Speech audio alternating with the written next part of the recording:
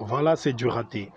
C'est du raté. Déjà, les premiers échecs du gouvernement séminois, c'est-à-dire, Madame la ministre, la première ministre, elle a été inféodée par des politiques. Attendons voir la suite. Par rapport au projet, je sais que comme elle est technicienne, elle a travaillé dans des PNUD et autres organismes internationaux. Elle sera forte en projet. Maintenant, la réalisation de ces projets. Déjà, les acteurs politiques, on a envoyé, bien que le gouvernement de Mme Seminois a au moins 54 ministères, comme j'avais appris, mais c'est un gouvernement beaucoup plus budgétivore que celui de Sama Lukonde. Comment on peut avoir 10 ministres d'État? On a désacralisé les fonctions publiques. 10 ministres d'État, beaucoup de vice-premiers ministres. Pourquoi toujours avoir des vice-premiers ministres? Depuis quand ce système-là? Depuis quand ce système? Et ces systèmes, les systèmes en question continuent à persister. C'était un système circonstanciel à une époque donnée, à l'époque de Joseph Kabila. Le meilleur gouvernement dans ces pays, c'était le gouvernement de 26 ministres, je pense, quand Joseph Kabila a accédé au pouvoir. Vous voyez? Et aujourd'hui, nous avons trop de ministres pour satisfaire des comptes politiques, des partenaires et tout comme ça. Quelqu'un m'a dit l'autre fois que le gouvernement d'union nationale a toujours été faible. Vous voyez? Parce qu'aujourd'hui, moi, je vois avec la qualité des ministres qu'on vient de nommer, en tout cas, sincèrement, c'est du raté.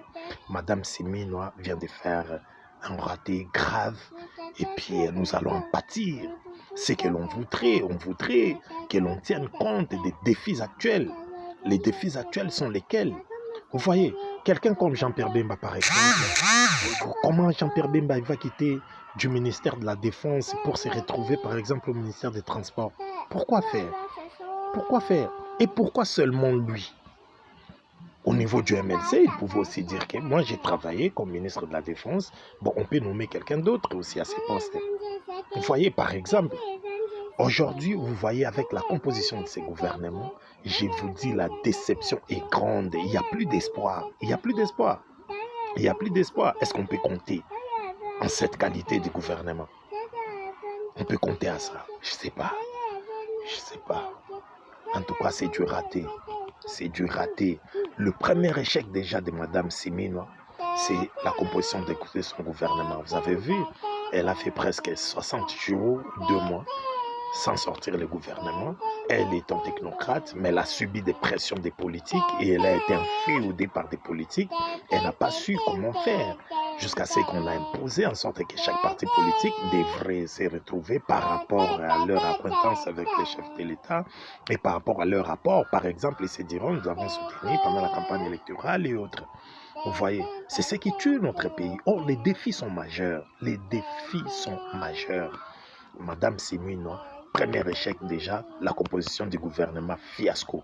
Et puis nous allons voir les projets. Moi, je n'ai pas peur des projets. Je sais qu'elle sera investie au Parlement. Elle va ramener son projet. Ce sera sûrement un projet qui va nous séduire. Mais la réalisation, en connaissant maintenant les politiques qui travaillent avec Mme Seminois, le financement de ces projets, et comment travailler avec qui, les projets, par exemple. Vous nommez les gens. Par exemple, dites-moi, pourquoi on a séparé les ministères de la jeunesse et sport? Tout ça pour satisfaire des politiques. Pourquoi on a séparé les ministères de pêche et élevage, par exemple, pour satisfaire des politiques? Donc, on a trop de ministres, beaucoup de ministres d'État pour ne rien faire. Mais quelle désacralité! Aujourd'hui, n'importe qui peut se retrouver ministre d'État. Un ministre d'État, c'est un chevronné. On nomme pas n'importe qui comme ministre d'État. Je suis vraiment déçu. Je suis vraiment déçu. C'est pourquoi nous sommes en train de dire à la population, faites-nous confiance. Une fois que vous verrez notre équipe,